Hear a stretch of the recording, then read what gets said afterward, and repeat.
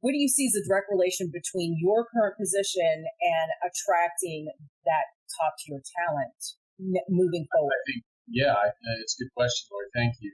I think it's directly correlated. I think it's actually the primary driver of the importance and value of my position. Those listening and the three of us understand the attention economy.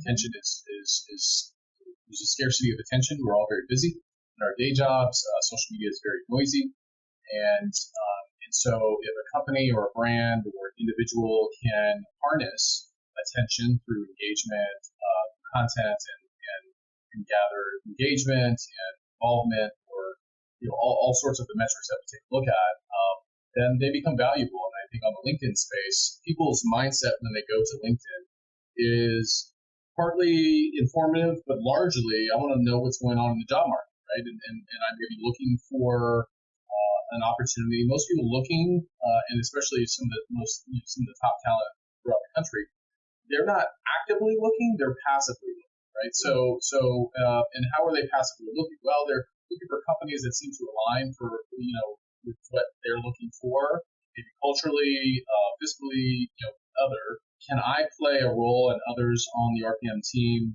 play a role in getting their attention, stopping their scroll, disrupting their scroll, right? To be like, who is this person? What are they doing? And so it's really near and dear to me and in my heart, and Adrian, you know this, is to keep this purity of person or character, or authenticity of character, because I know what happens. They'll stop on sort of an interesting piece of content. They may feel like, okay, you tricked me into looking at this. I'm going to look at it.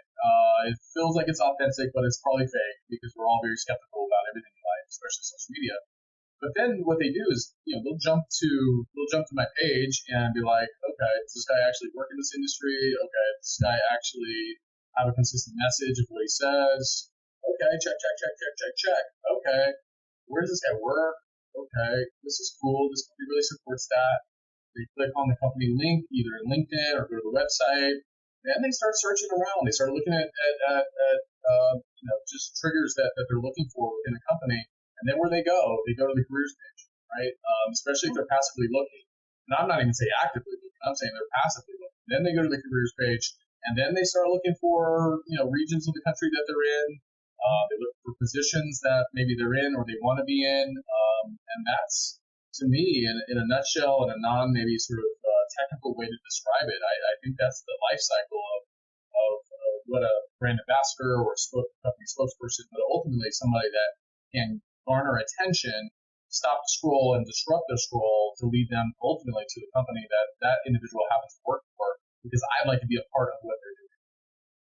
Yeah, and that's something that, when you talk about priorities and what people are looking for, that's something that shifted post-pandemic, I have found. People reprioritize, and, if your values as a company are not in line with their values as an individual, they're not interested. I agree. And they're going to make that decision really quickly. And if they're not aligned, they're out.